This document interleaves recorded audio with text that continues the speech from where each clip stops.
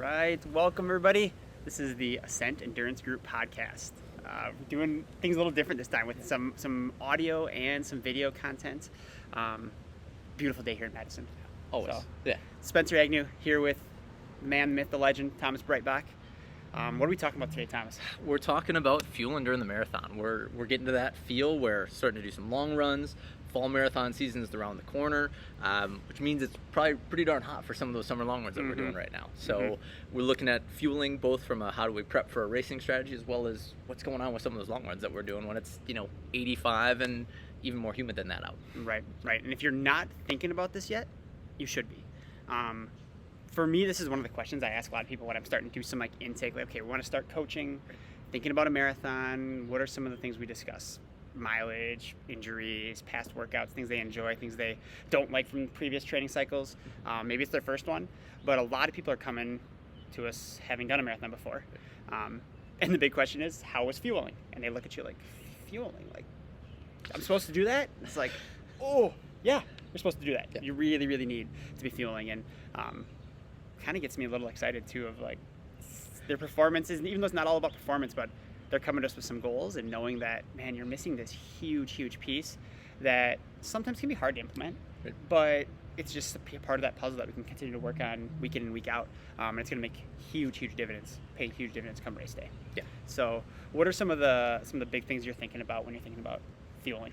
So when we look at the demands of the marathon, fuel is obviously a really big factor. And we've got a gas tank that normally gets us through about 75 to 80% of the race distance. So then it's about how do we cover that last 20%. Right. When we talk about hitting the wall, that's what we're talking about, is you're just out of the best gas for your system. So the two things that we can do is be able to try to see if we can extend that 80% so that it's 82 or 85%. But the biggest piece we can do is be able to supplement and be able to take in fuel during race day that covers that last 15 to 20% of the race distance, so we can keep rolling, so we can keep doing what we want to do and stay on pace at those most important times. Right.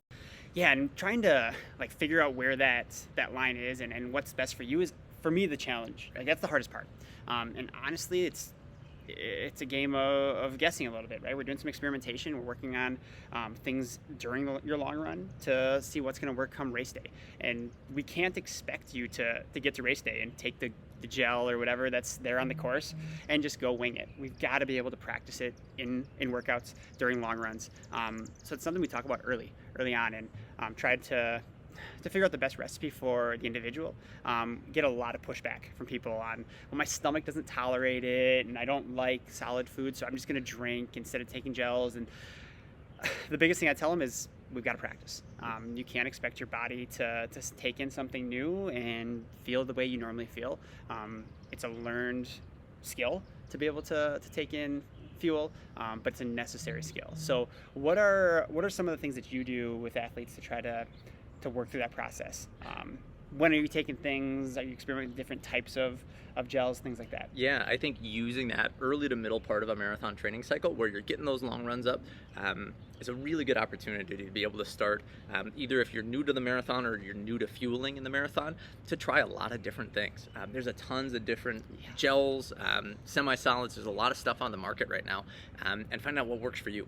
Everyone's an experiment of one, and using some of those runs early on where, we might just be running 90 or 100 or 110 minutes, and we're not going really hard, but using that chance where we're going long to practice, how does this sit and what's it like to take it down while I'm running as well too, and sort of using those early and middle long runs, so that when we get to the point where later in a training cycle we're doing really hard stuff, we're doing things that specifically replicate the demands of the race, you know what you're using there. So we take things that don't work and find the things that do work, so we get to that point where we're ready to execute what we know works. Right. And I like just getting a myriad of different things, right? If you've done it before and you know what works well for you, then you don't have to deviate too much. But going to a local running store and picking up just a bunch of different fueling brands, types of fueling, whether it's I always talk about the shot blocks, like the gummies, or if you're getting a liquid, or the gels, there's so many, the waffles, there's so many different things that you can get to try to experiment with. And then trying different brands of gels. I know, even in the last couple of years, things have changed. The game's changed so much. Yeah. There's so many good products out there. previously people would struggled a lot with texture and how thick some of the things were. And there's some gels now that I feel like they go down like water. Like Yeah. they're so soluble. It's really, really nice what they have on the market right now. But the biggest thing is you have to experiment with it. Yeah. You have to practice it during your run, during your long runs. And I agree. I think starting it early and often is the best way to go. It's going to take time. I know, like for myself, thinking back into even doing some track work and using gels, like it was hard to like get my body acclimated and used to taking in fuel and still running and feeling good while I was doing it. So just starting it early and often, I think is the way to go. Do you have a time that you like shoot for? Like, okay, take a gel every hour, or do you go mileage, or what's your like starting point? And like we've talked about, you got to practice. Right. You got to figure out what's right for you. Yep. But a lot of people are going to look for a starting point. Yeah. So depending on what we're doing, obviously when we get to racing, we're looking for that complete supplementation. That's something where we're trying to replace and sort of fill in all the gaps in that last 15 to 20% of fueling. But when we're training, we can kind of go something in between where we're getting some extra carbs that we're putting into the system, but we're not totally filling that gap. So we're both building the efficiency of our gas tank as well as practicing our ability to take on more gas in there too. So normally if we're starting to extend that endurance, I like a gel normally in that 45 to 60 minute range, and then if we're going to hit a second one, somewhere in that 80 to 100 minute range or so. It can be a nice way to sort of, if you're going longer than you have before, or then you've gone a long time, having that extra fuel can make some of those first building long runs go a little bit more smoothly, and you're practicing that skill and finding out what works best for you there. Right, and that's what I think is important too. Is it's not like a clear-cut answer. Like it's not every 45 minutes take a gel. Sometimes you don't want to take a gel from training because we're trying to push the envelope. We're trying to push that fuel tank a little bit more and train some of that efficiency from a metabolic standpoint. Right. So it's a training mechanism, right? You have to have a right time to use it. There's times when you don't want to use it, but you have to make sure that you're practicing it. Yep.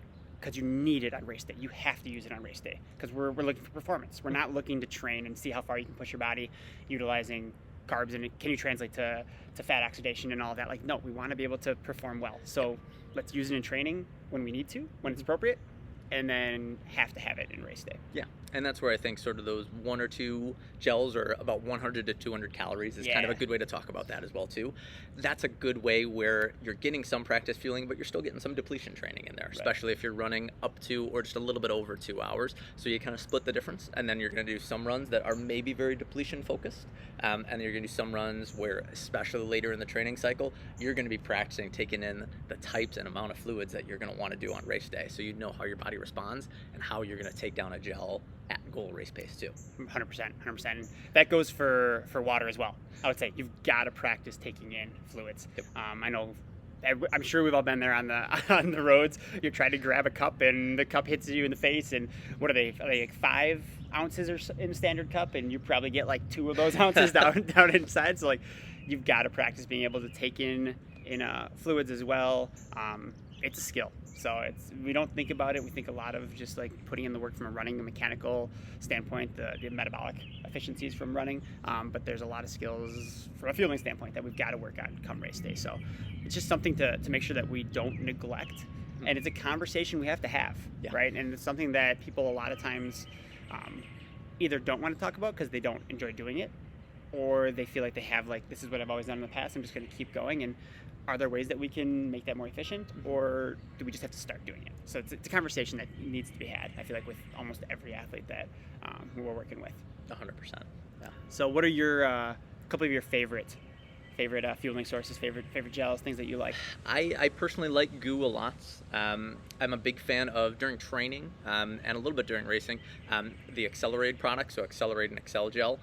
Those have a lot of quick use carbs, but they've also got a little bit of protein in there. So especially during a hard long run session during training, it's nice that we're fueling and we're sort of delivering a little bit of those sort of like healing proteins to the system right away. So you're starting to rebuild, starting that recovery process based on the nutrition you're taking in the middle of the run. I think probably some of the biggest innovations we've seen in the last little bit, brands like Martin, Science and Sport are phenomenal, and now even like a brand like Goo has got a bigger packaging that's sort of a watered down version of their classic fuel that you don't need to necessarily from to wash down your gel, you don't need water with it. You're still going to need water, you're still going to need Right. fluids to keep your hydration balance up. But if you're looking to just fuel, it's nice to be able to just pack something like that, suck it down, and be able to deal with the packaging appropriately. So Right. Yeah, I'm a big fan of goo. And I like the fruity type flavors. For me seem to work pretty well. I'm a caffeine guy, so yeah. like I love caffeine in my gels. I feel like I get that immediate pick me up in the middle of a long run. And then from a non-running side, I love the Cliff shot blocks. It's great fruit snacks. I eat those when I'm at home, just like snack it on the couch. Not a big fan of eating those while I'm running. I just don't like chewing while I'm trying to work hard. I think the hydration is another important thing that we have to talk about, and that's another thing that's really individualized, depending on a person's sweat rate. Like how much water do they need to take in? A lot of times depends on how much water they're losing. Yep. So that's another thing that is a conversation piece that we can calculate sweat rate. We can look at some of that from your long run, and if there's it's something we should look at, and especially something we should look at for people who are really heavy sweaters. Mm-hmm. I'd say so, myself included. Yeah, and I think you kind of balance that out of your sweat rate and then your electrolytes. The nice thing, a lot of the fuels that we're talking about and that you're going to find when you go to a local store, they've got electrolytes in there. You might need more. We might need to have something instead of taking water. We're taking a Gatorade or an Accelerator, or Morton and some of those brands will make a fluid as well, or sort of a mix that becomes a fluid. And that can be a nice supplement where then you're hydrating and you're topping off the tank. If your goal is to get 400 calories, just for example, during the course of a marathon, and you do that as 3 gels, but then 100 calories of fluid spaced out throughout there, it's a nice way to kind of figure out what are your specific needs. We all need water and fuel to keep going, but how much of each, and how can we be really efficient so that you're not taking in too much of one and not enough of the other. If we can find ways to deliver what your body needs, what limits it runs into first, all in one efficient package, and supplement that accordingly, that's a really good strategy where you're just out there executing your fueling strategy, and we're able to maximize what's possible. Awesome. Yeah, so I think for me, big takeaways are, if you're not doing it, you need to. And then how you do that is going to be individualized, right? You said it's an N of 1. Like, we don't have the recipe for everybody. You've got to practice it. We've got to experiment a little bit with different brands, different fueling types. When during a run works well for you. If you have other comorbidities, there's other things that play too. I know people with diabetes, things are different as well. Mm-hmm. So it's an experiment of one. If you're not doing it, you need to practice it, and we need to work on implementing it come race day.